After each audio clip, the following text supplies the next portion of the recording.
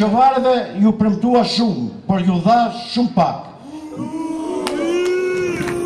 Ne me keqardhje shohim se edhe 10 vitet pas përfundimit të luftës, Kërçova është ndarë dhe bashkimi i saj territorial po zvarritet në vazhdimsi. Ne jemi dëshmitar të mungesës së investimeve në zonat e banuara me shqiptar, problemeve të infrastrukturës, pulsimeve farefisnore të njerëzve të paaft dhe në përkëmbjen e dinjitetit të shqiptarëve. Me ne kjo nuk do të ndodhë. Ne do t'i kushtojmë vëmendjen e duhur Kërçovës dhe do të angazhohemi për investime konkrete në infrastrukturë, arsim, pulsime dhe mbështetje të biznesit të ndershëm.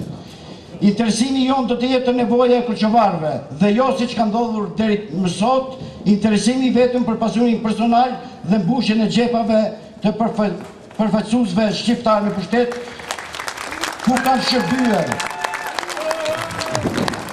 të cilët kanë shërbyer vetëm si dekor.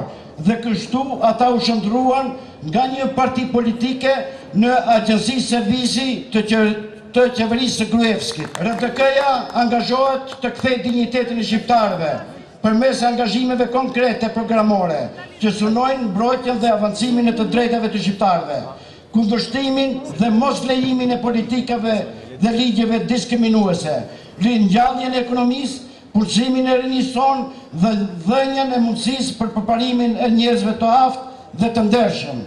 Ne kërkojmë që shqiptarët të mbështesin rinjalljen demokratike kombëtare më 5 qershor si mundësia dhe shpresa e vetme për ndryshim. Vota juaj për profesor Rufi Osmanin dhe rinjalljen demokratike kombëtare është investim i sigurt për të ardhmen tuaj dhe tonën.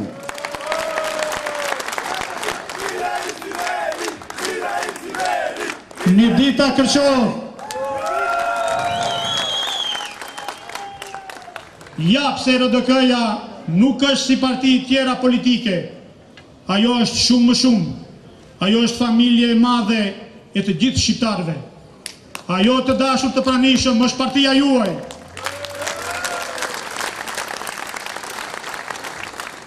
Jo rastësisht, në retorikën e eksponentëve të partive tjera politike, gjejnë vend fjalët dhe idetë e kryetarit tonë, pjesë të projektit tonë dhe inxhinieringut politik të udhëhecit tonë.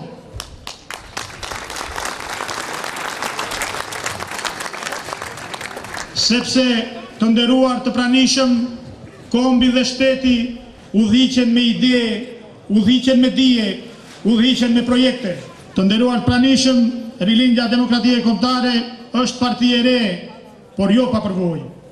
Mund të jetë e vërtet se bartësit e funksioneve politike në partin tonë nuk kanë përvojë në thurjen e aferave korruptive, por jo edhe në politikbërje. RDK-ja nuk është parti e korrupsionit, ajo është parti e aksionit politik. Nuk kanë lozur dhe nuk do të luajnë kur rolin e shërbetorit të dëgjueshëm qeveri.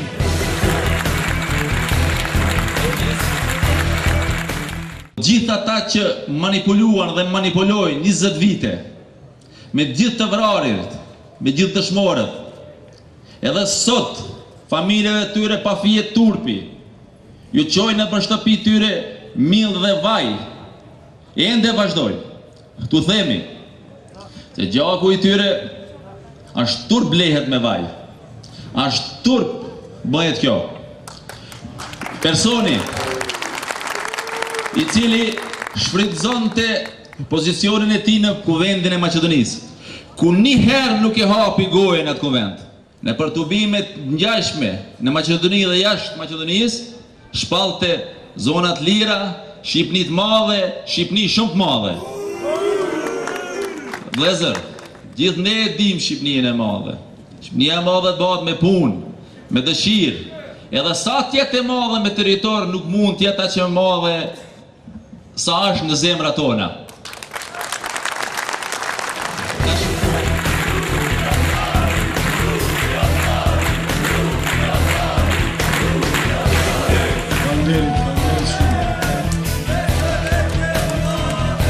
Por në këtë shesh ndjehem krenar se krahas fjalimit që unë kam bajt për mbrojtjen e flamurit kombëtar, unë mbaj mend në vitin 99 kam bajt një fjalim së bashku me bashkëmendimtarët e mi për mbrojtje dhe për zyrtarizim të Universitetit të Tetovës. Dhe ai fjalim është bërë realitet, ashtu siç do të bëhet realitet edhe projekti i rilindjes demokratike kombëtare për barabarësi dhe partneritet të mirëfillt të shqiptarëve në shtetin tonë, në Maqedoninë shqiptare, apo jo?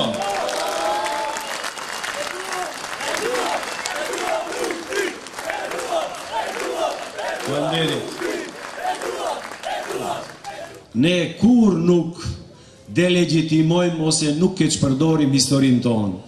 Ne kur nuk thirremi në emër të dëshmorëve dhe të herojve që të marrin mandate politike, se kjo nuk përkon me moralin, me nderin tonë.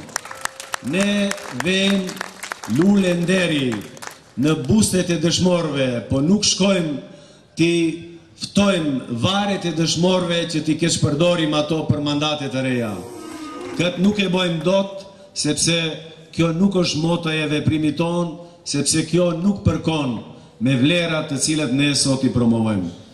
Ato që kanë tituj të generalve, i dërgojmë në garnizone, i dërgojmë atje ku janë formacionet ushtarake.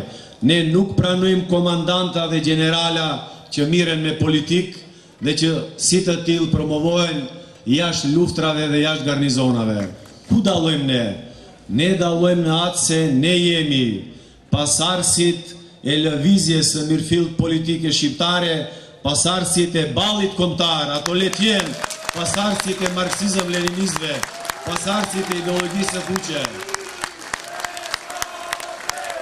Dhe unë ftova ish përfaqësuesin e UÇK-s për vendet e Beneluxin, të nderuarin Milaim Ziberin të jetë kandidati juaj për deputet nga Kërçova.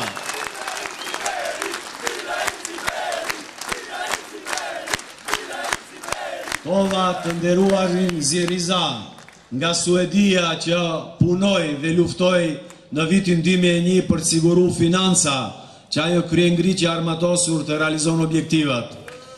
Ftova shumë komandant të asaj periudhe, shumë luftëtar, të cilët u radhitën në radhët e UÇK-s, po jo për të bë politik, jo për të bë profit politik, jo për të bë karrierë politike, po për t'i dalë zot popullit atëherë kur e kërkoi dhe nuk kërkuan asgjë. Do thot në RDK janë të gjithë njerëzit e vullnetit të mirë, të dinjitetit të mërfillt, të kauzës së vërtet kombëtare, janë kombëtarët e vërtet shqiptar, apo jo?